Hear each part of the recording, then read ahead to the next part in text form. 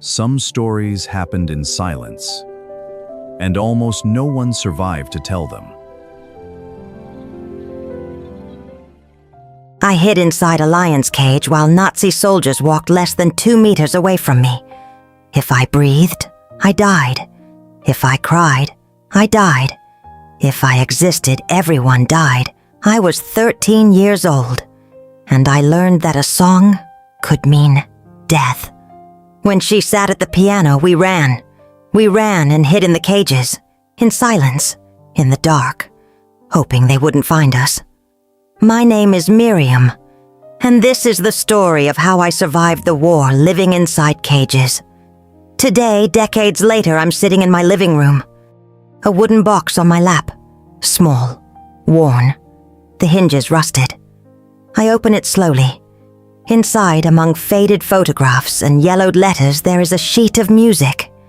My fingers tremble when I touch it. The paper is fragile, folded so many times that some notes have disappeared into the creases. But I know every note by heart, every pause, every chord. This music saved my life, but for a long time I couldn't hear it without trembling. I close my eyes. The notes begin to play in my memory, and with them come the images, the smell of wet straw, the cold of the stone against my back, the dry taste of fear in my mouth, the sound of footsteps on the gravel, always the fear. People think surviving is the end of the story, but it's not. I left the cage, but a part of me never left. To this day, when I hear footsteps in the silence, my body still prepares to hide. Do you want to know how a 13-year-old girl learned to live in silence? Then let me go back to the beginning. But I warn you, this story will hurt. Before the war, Warsaw was the whole world to me. I was born in an apartment on the 3rd floor, an old building, a street where children played until dark, and mothers shouted from the windows when it was time to come up. My father was a tailor. He had the most skilled hands I've ever seen. He transformed fabric into art. And at night, when he finished work, he would pick up his violin and play for us. Mother sang along, a voice of honey and candlelight. When she sang, the small apartment felt like a palace. My mother hated silence. "A quiet house is a sad house," she always said. I didn't know that one day silence would be all I had. I was an only child, surrounded by so much love that I thought the whole world was like that. Kind, safe, full of music. My dream was to visit the Warsaw Zoo. Everyone talked about it. It was famous. Real lions, huge bears, birds of every color. At school, the girls who had been there told stories of another world. Elephants raising, their trunks asking for food, monkeys clowning around, giraffes so tall they seemed to touch the sky. I begged my father to take me. "One day, Miriam," he always said. "One day we will." I didn't know that one day would come, but not the way I dreamed. Back then, being Jewish was like having brown eyes or liking apples, simply who I was. We lit candles on Shabbat, ate grandma's cakes at the holidays. Papa wore his kippah at the synagogue. Natural. It was life. I didn't understand that for some people. This was a problem. The last memory of my normal life is from a summer afternoon. Me at the window, children playing below, Papa playing violin in the living room, Mama preparing dinner, the smell of soup in the air, the warmth of the sun on my face. I was happy, and I didn't know that would be one of the last afternoons like that. What came next destroyed everything. First came the airplanes. I was at school when we heard them. A distant hum, getting louder, closer, until the whole sky seemed to roar. The teacher told us to hide under our desks. I stayed there, curled up, the cold wood against my knees, not understanding. Then came the explosions. It was September 1939. Germany had invaded Poland. But I was 13 years old. What did I know about war? What did I know about invasions? I only knew the world was too loud, and that Mama cried at night when she thought I was sleeping. The first weeks were confusing.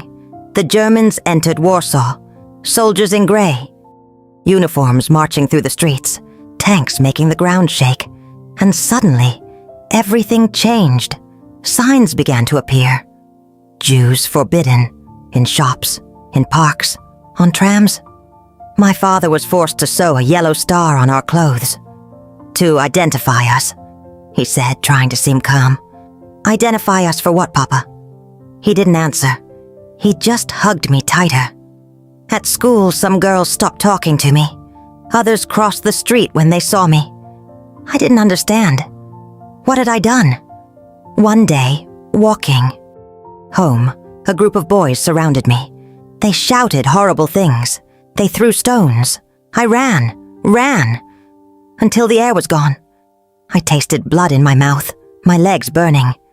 When I got home, crying, with my knee scraped, I asked my father, "Papa, what does it mean to be Jewish?" He knelt in front of me. He held my hands.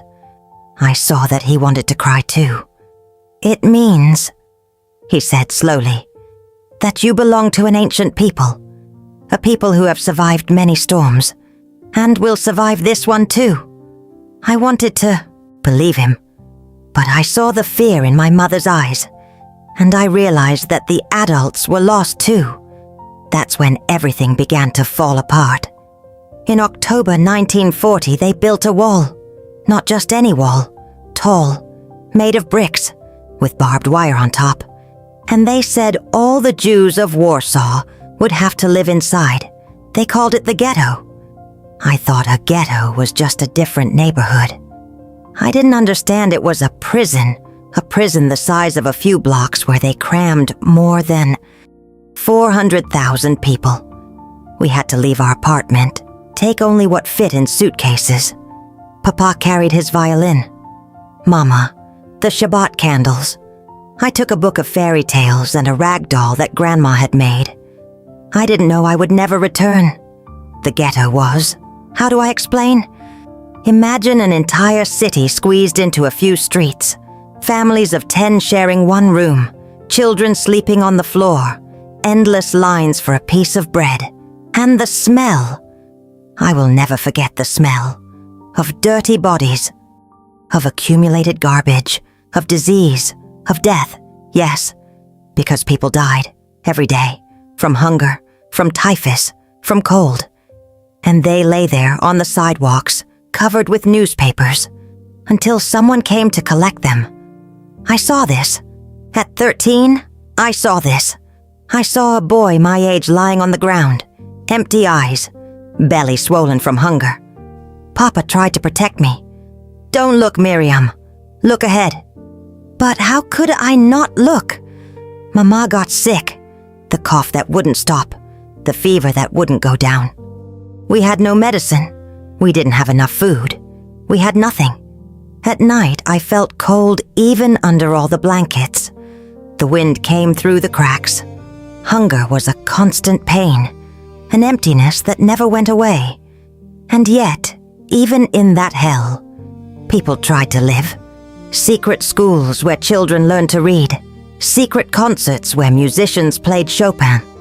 Theater in dark basements, as if saying, "You can imprison us, but you cannot kill our souls." Papa played violin at night, softly so as not to attract the guards' attention, and I rested my head on his shoulder and closed my eyes. And for a few minutes, just a few minutes, I could pretend we were home. We stayed in the ghetto for almost 2 years. 2 years that felt like a lifetime. And then, one night, Papa came with news. "Miriam, you need to be very brave now." What he said next broke my heart in two. "There's a man," Papa said, his voice low like a prayer. "A man who can get you out of here." We were sitting in the dark. Mama was sleeping in the corner, her breathing weak, irregular. She got worse every day. "Get me out to where, Papa?" To a safe place. A place where you can hide until the war is over. And you? Silence. And in that silence, I understood. No, Papa. I won't go without you. Miriam. He held my face in his hands. I felt the warmth of his palms.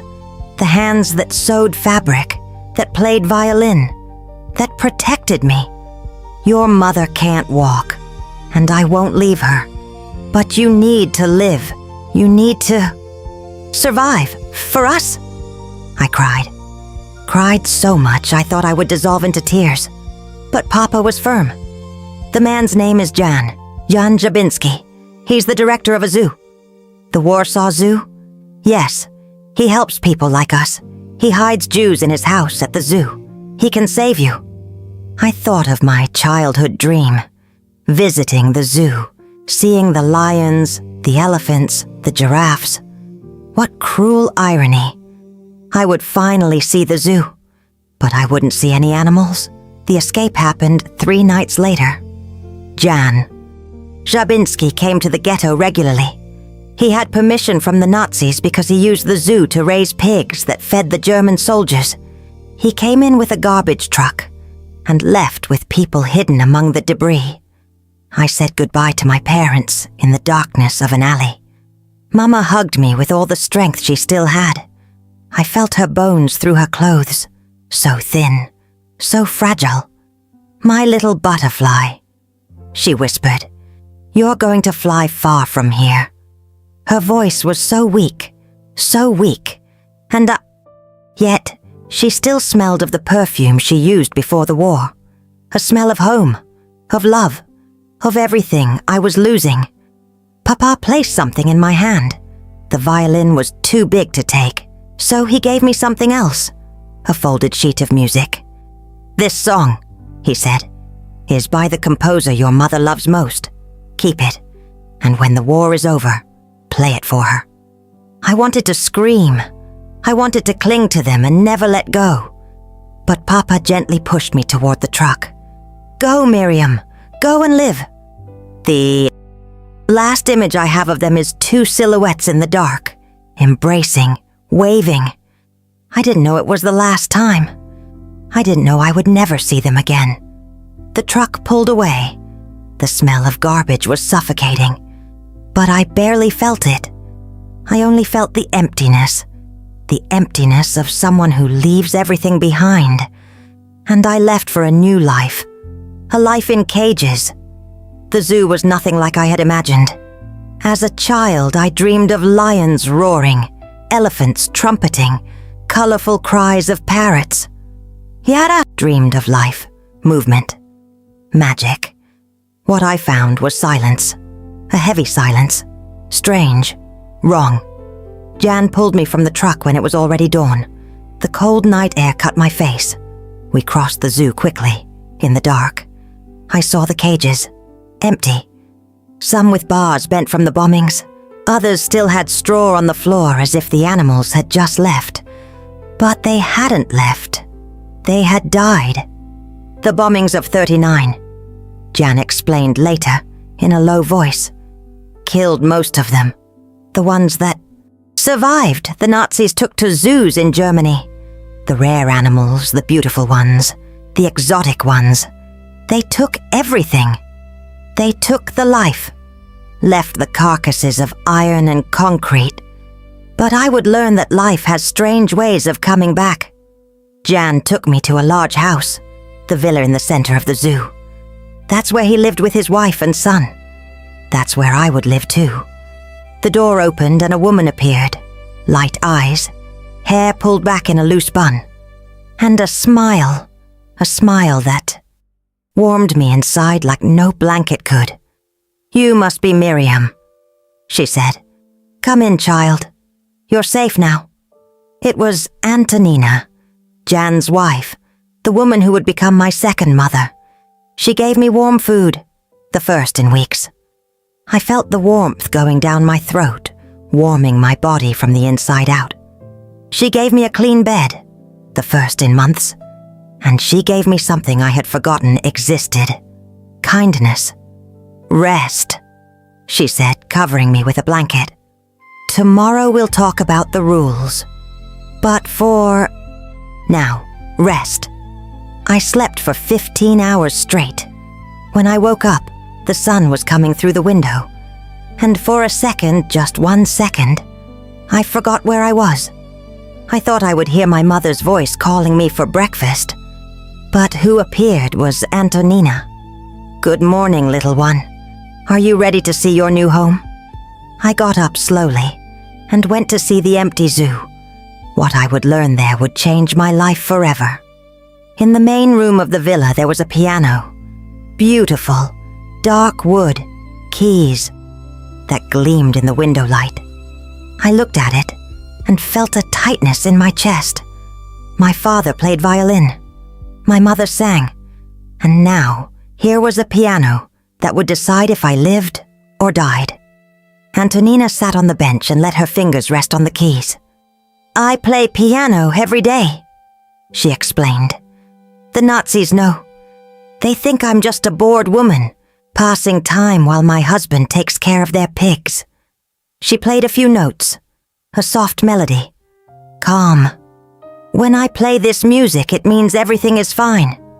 You can walk around the house, you can talk quietly, you can exist." Then the notes changed. The melody became different, more urgent, more tense. "But when I play this one," she said, "it means Nazis are coming. And when this music starts, you run. Run to your hiding place, stay in absolute silence, and don't come out until I play the first melody again." She looked into my eyes. "Do you understand, Miriam? This music can save your life, or take it." I understood. With every fiber of my body, the piano never lied. I learned that quickly. Even before the notes, sometimes I could already feel it. Something in the air changed. Antonina would get tense, and then the keys would confirm what the silence had already said. "Now," Antonina said, closing the piano, "you need a new name." "A new name?" "Here, no one uses their real name. It's too dangerous. If someone overhears by accident, if a word escapes, no. Here everyone has an animal name." She looked me up and down, thoughtful. "You're small, delicate, silent." A smile appeared on her face. "You'll be Butterfly." "Butterfly? Why Butterfly?" "Because butterflies are silent and beautiful, and because they survive by transforming. You were a caterpillar out there. In here you'll transform. And one day, when the war is over, you'll spread your wings and fly again." I liked it. I liked being Butterfly. My mother called me her little butterfly. It was as if a piece of her was still with me. In the following days, I met the others. And that's when I understood the scale of what was happening. It wasn't just me. There were dozens, sometimes hundreds. There was an entire family living in the basement. Antonina called them the Squirrels. Father, mother, 3 children. They had been living in the dark, in silence, for months. There was a man who didn't speak. For weeks he hadn't said a word. We called him Owl. He only came out at night. Sunken eyes, lost gaze. I never knew what he had seen before arriving there. But whatever it was, it had taken his voice. There was a young mother with a baby. Sparrows! She lived in terror because babies cry, and crying means noise, and noise means death. I saw her more than once, muffling her son's cries against her own body, trembling, praying. And there was a boy, younger than me, maybe 10 years old. He had arrived alone. He didn't talk about his parents. He didn't ask questions. He didn't cry. He had stopped asking questions, as if he already knew that some answers were worse than silence, and that, somehow, was the most terrifying thing of all. We were a strange family, a family of people who couldn't exist, who couldn't make noise, who lived in the shadows. But we were a family, and Antonina was our mother. I needed to learn, and I needed to learn fast. Antonina trained me in the first days.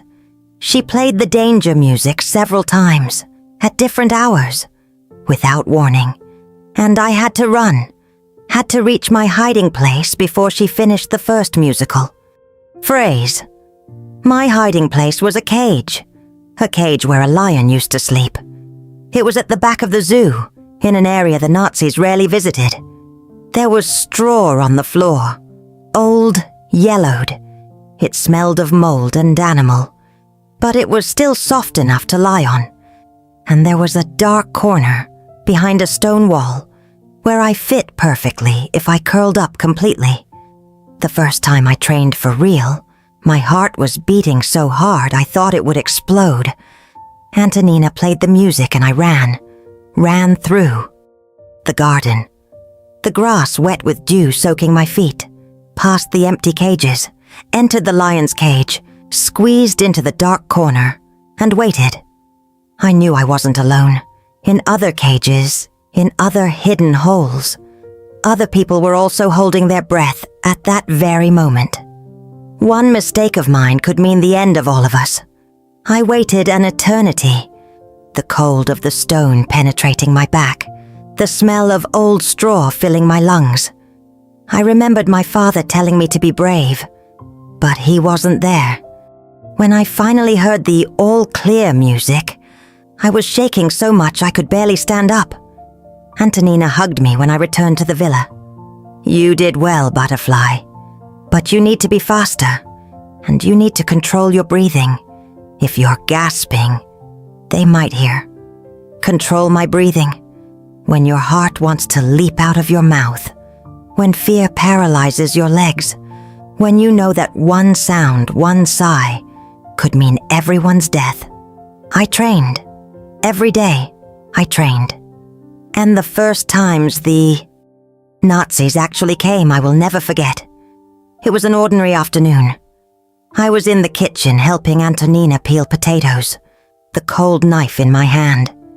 Rizard, her son, was playing in the corner. Everything was calm. Then Antonina raised her head. She heard something I didn't hear, and in 1 second she was at the piano. The piano never lied. The danger notes filled the house. I dropped the knife, dropped the potatoes, and ran. I didn't think. My body already knew what to do. Through the back door, through the garden, through the empty cages. The straw of the lion's cage scratched my legs as I threw myself inside.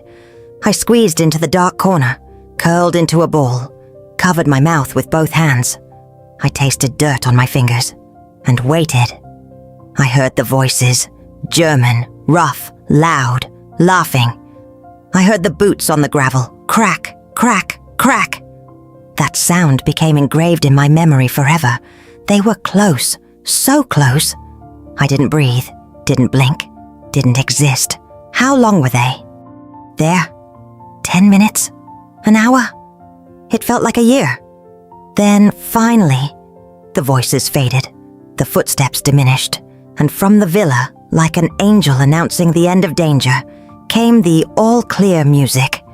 I collapsed onto the straw and cried with relief, with fear, with longing for my parents, with everything. And I understood in that moment that this would be my life now. Run, hide, silence, wait, and survive. But the worst was yet to come. The days at the zoo had a strange rhythm. In the morning, when the sun rose and the risk of visits was lower, we could leave the hiding places. We could walk around the villa, eat together, even talk in low voices. Antonina gathered us in the living room, and for a few hours it almost seemed like a normal family. Almost. She gave us tasks. I helped in the kitchen. The older boys helped Jan take care of the pigs and the gardens. The women sewed, mended, did what they could with the little we had, and Antonina took care of everyone. She had a special way, a way of making each person feel seen, of remembering each hidden person's birthday, of finding a sweet, a piece of fruit, something special to brighten the hardest days. She treated us like her animals, I used to think. And that was the most beautiful thing in the world. Because she loved her animals. We were a family. There was a man who almost never spoke. We called him Owl. He only appeared at night, as if the day were too dangerous to exist. A mother hid her baby's cries against her own chest, muffling the sound with her body, even when it made them both suffer. And there was a boy, younger than me, who at some point simply stopped asking questions, as if he already knew that some answers were worse than silence. The afternoons were more tense. That's when the Nazis usually showed up. Sometimes they came to see the pigs. Sometimes they just walked through the zoo, patrolling. And always, we were ready to run. Antonina would warn us before sitting at the piano. A look, a subtle gesture. We knew. We were already getting up when the first note sounded. At night, when the zoo closed and the dangers lessened, we had a little more freedom. We could leave the hiding places. Sometimes we all gathered in the villa's living room, and Antonina played other music. Beautiful music. Music that didn't mean danger, just beauty. One night she asked me to show her the sheet music my father had given me. I took it from my pocket, carefully, and handed it over. She looked at the notes, smiled. "Chopin," she said. "Your father has good taste." And she played the music my father wanted me to play for my mother when the war was over. The music that said everything was okay sometimes sounded similar to the one my father gave me. And for a second, I didn't know if I could breathe or cry. I closed my eyes and let the tears flow. And for a moment, my parents were there with me. Papa playing violin, Mama singing, the small apartment full of light and love. When the music ended, Antonina returned the sheet music. "Keep it safe, Butterfly. It's a treasure." I kept it. I still keep it today. It happened on an autumn afternoon. The leaves were already falling, covering the zoo floor with a red and golden carpet. I was outside, near the empty cages, gathering some herbs Antonina had asked for. The damp earth dirtying my hands, the smell of dry leaves in the air. I shouldn't have been there. It was dangerous to be far from the villa, but I needed air. Needed to feel the wind on my face, even if just for 5 minutes. And that's when I made a mistake. I stayed too long. And then I heard it.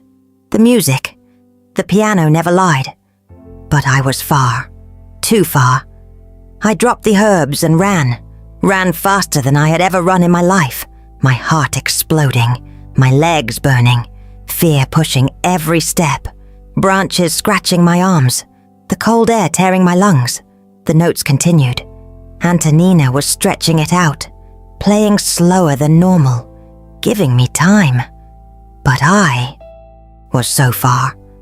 I reached the lion's cage breathless, threw myself inside, tripped on the straw, fell, the pain in my knee exploding. I crawled to the dark corner, curled up, covered my mouth. And then I heard the boots. They were close, very close, closer than they had ever been. Crack, crack, crack. The footsteps stopped, right in front of my cage. I didn't breathe, didn't blink. My whole body was rigid with terror. Through the gap between the stones, I saw the boots, black, shiny, standing there, less than 2 meters from me. The soldier said something in German. Another one answered, laughing. They seemed to be chatting, casually, as if there weren't a 13-year-old girl curled up in fear, just steps away from them. One of them moved closer. I saw his shadow projected on the cage wall. Was he looking inside? No. That's when I thought, this is how it ends. I closed my eyes so hard I saw stars. I prayed to every god I knew, and to the ones I didn't know too. Please, don't find me. Seconds, minutes, an eternity. And then the boots moved. Crack, Crack, crack, moving away. They left. I stayed there, motionless, for I don't know how long. Even after the all-clear music played, I couldn't move. My body wouldn't obey. Antonina came to get me. She found me crying silently, still curled up in the corner, shaking so much that she had to carry me back to the villa.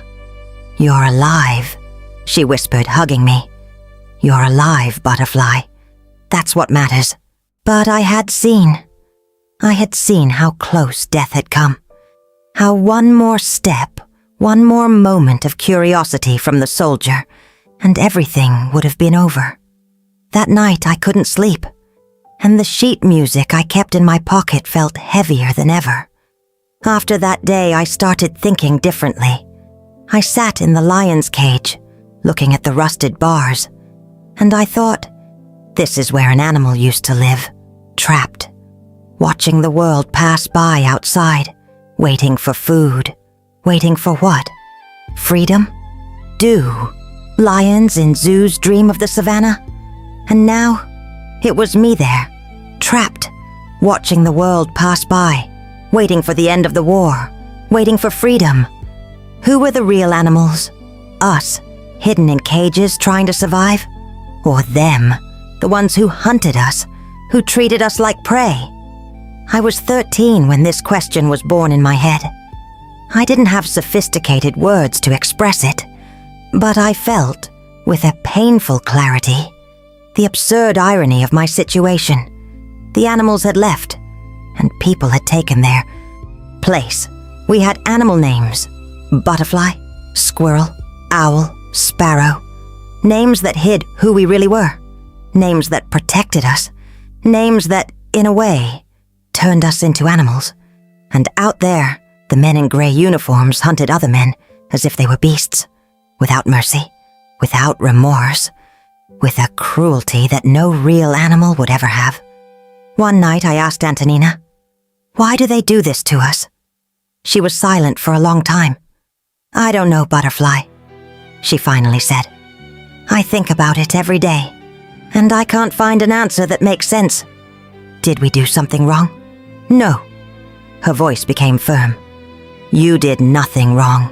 Nothing. The evil is theirs, not yours. Never forget that." I tried not to forget, but it was hard when the whole world seemed to say otherwise. Sometimes at night I lay awake thinking about my parents. Were they alive? Did the ghetto still exist? Would they manage to escape too? I had no way of knowing. News was fragmented, whispered, and almost never good. What I knew was that there, in that empty zoo, good people were risking everything to save people like me. Strangers who owed us nothing, who could have stayed quiet, safe, pretending they didn't see. But they chose to see, chose to act, chose to love. And that somehow restored a little of my faith in humanity. If monsters existed, so did angels. And my angels played piano and were named Antonina and Jan. In the second year at the zoo, a girl arrived. Her real name I never knew. Antonina called her Little Bird. She was a little younger than me, 11 or 12 years old, with huge eyes that seemed to carry all the fear in the world. She arrived alone. Her parents had stayed behind, like mine. Or worse, she didn't talk about it. In the first days, Little Bird barely spoke. She stayed curled up in the corner, trembling whenever she heard a loud noise. The danger music left her paralyzed with fear. Antonina asked me to take care of her. "You know what it's like, Butterfly. Help her. Understand." And I helped, or tried. I sat beside her, told stories quietly, showed her the hiding places, explained the rules. Slowly, very slowly, she began to trust. And we started to play. It seems strange, doesn't it? Playing in the middle of a war, playing when death lurked outside.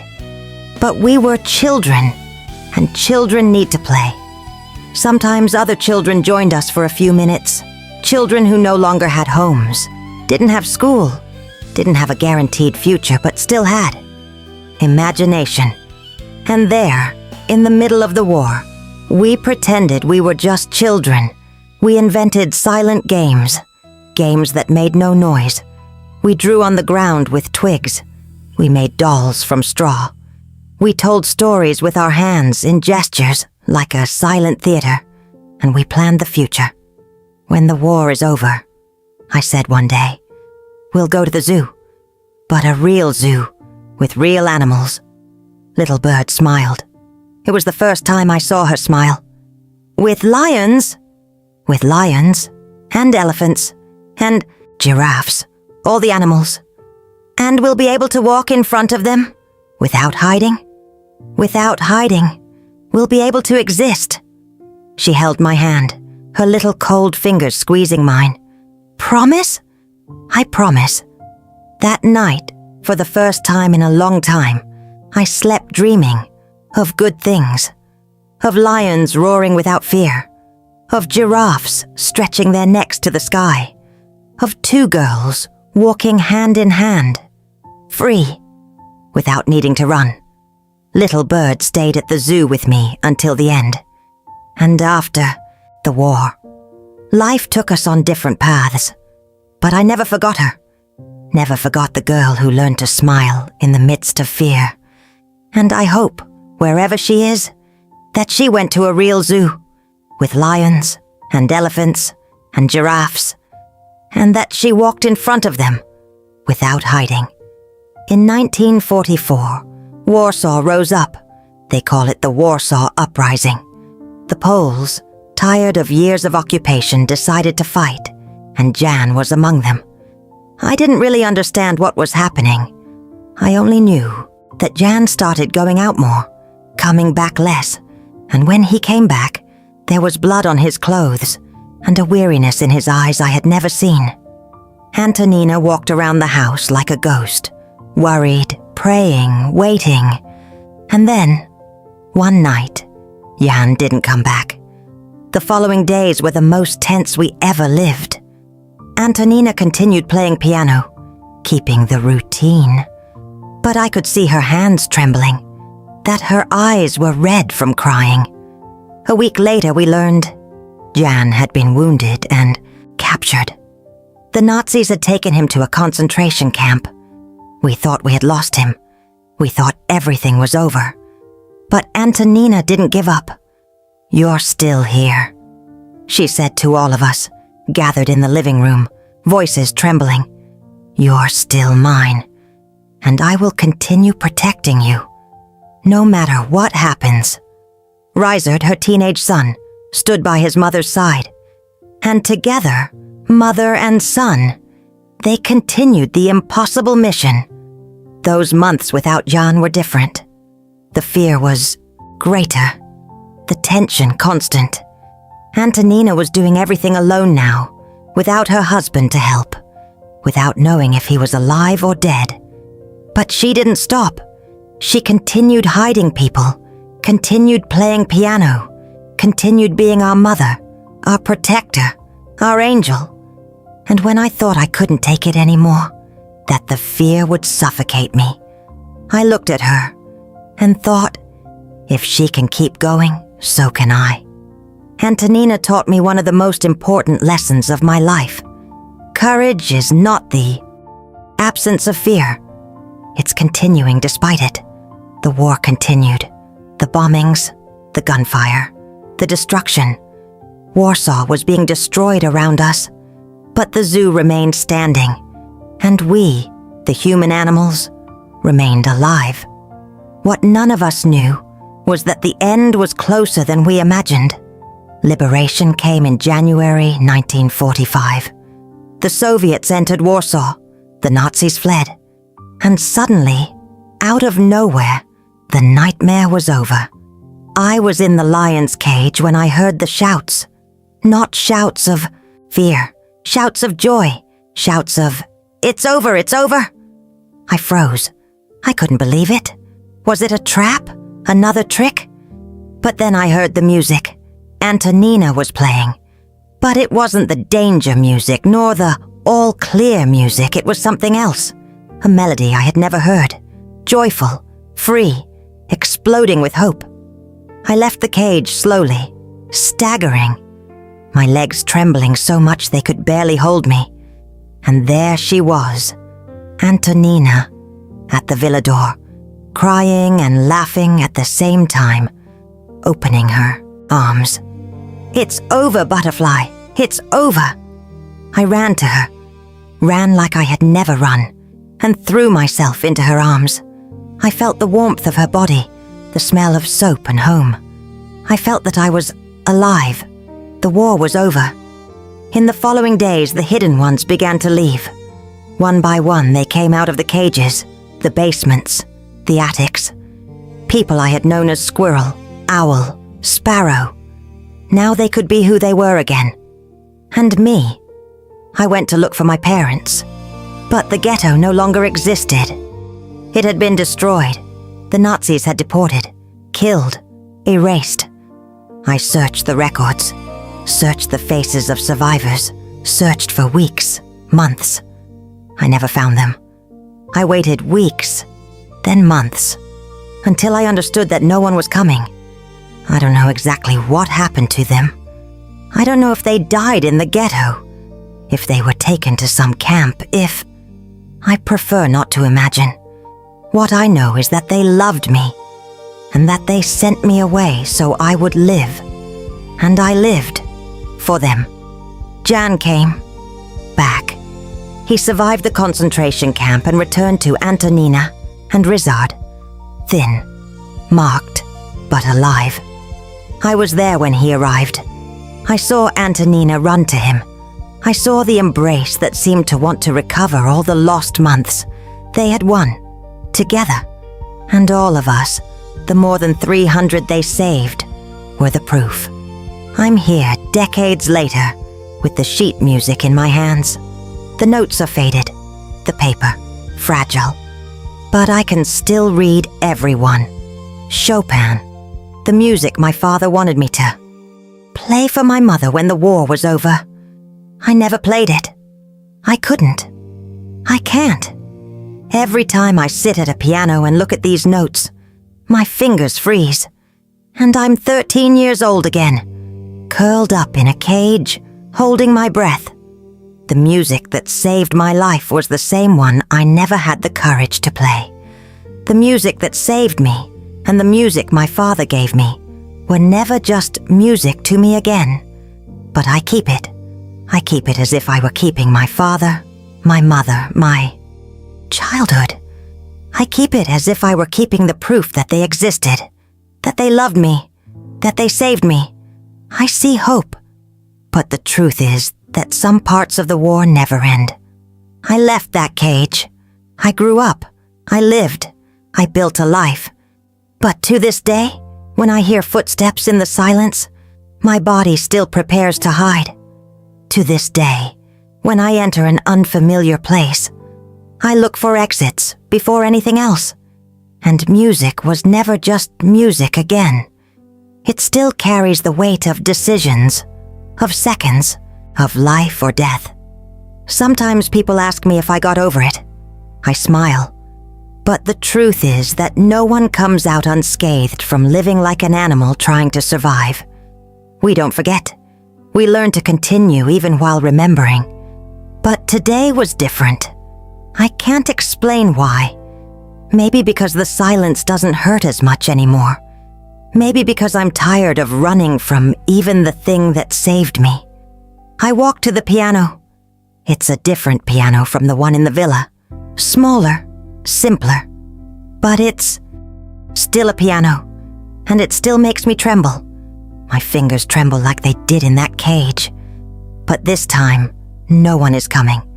There are no footsteps, no boots, no danger music. Just me, and the promise I made to my father. I breathe. I place the yellowed sheet music on the stand. The notes I know by heart. The notes I carried with me for decades. The notes I never had the courage to play. And for the first time, in decades, I let the music happen. The first note comes out weak. The second, broken. But the third finds its way, and then I play. And as I play, I cry. Not from fear, but from longing, from love, from everything that survived with me. The notes fill the room. Chopin, my mother's favorite composer.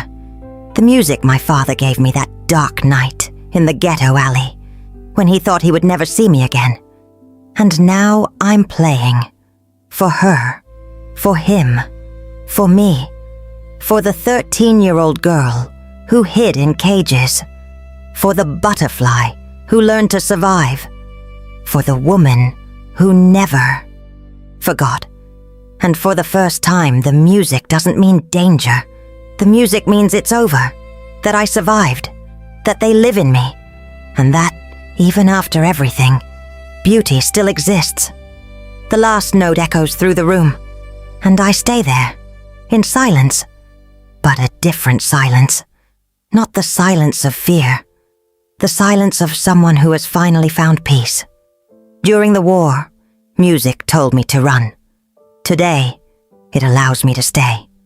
Jan and Antonina were recognized as righteous among the nations by the State of Israel, the highest honor given to non-Jews who risked their lives to save Jews during the Holocaust. More than 300 people. That's how many they saved. 300 lives that generated children, grandchildren, great-grandchildren. 300 stories that continue to be told. And I am one of them. My name wasn't Miriam at the zoo. It was Butterfly. Because butterflies are silent and beautiful, and they survive by transforming. I transformed, from girl to woman, from hidden to free, from fear to gratitude. And today, when I close my eyes, I still hear the music. I still smell the straw. I still see the soldier's boots through the gap in the cage. But I also see other things. I see Antonina smiling, calling me Butterfly. I see Jan entering the villa after months in the camp, alive. I see Little Bird learning to laugh again. I see the mother of the sparrows finally cradling her baby without fear. I see Owl saying his first words in months. I see hope. During the war, the animals disappeared from the cages, and people began to live inside them. I was one of those people, and I'm here so many years later to tell the story. Because telling is remembering, and remembering is ensuring it never happens again. I close the box of memories. The sheet music returns to its place, among the faded photographs and the yellowed letters. And before closing it completely, I look one last time at the notes. And I think of my father. I survived, but a part of me still lives in that cage. But now, for the first time, it doesn't hurt as much, because I finally played. I finally kept the promise. And the question that remains, if you had 30 seconds to disappear, what would you take? And who would you leave behind? Miriam is the voice of a collective experience, but the foundation of this story is real. Jan and Antonina Jabinski transformed the Warsaw Zoo into a sanctuary. While Jan risked his life entering the ghetto to smuggle people to freedom, Antonina welcomed them into empty cages. There, the squirrels were not animals but families hiding in absolute silence. Antonina's piano was the code, a melody that warned of danger and saved lives. The couple, recognized as righteous among the nations, proved that humanity can flourish even amidst horror. Today the cages are empty, but the memory remains. After all, what drives a person to risk everything to save another?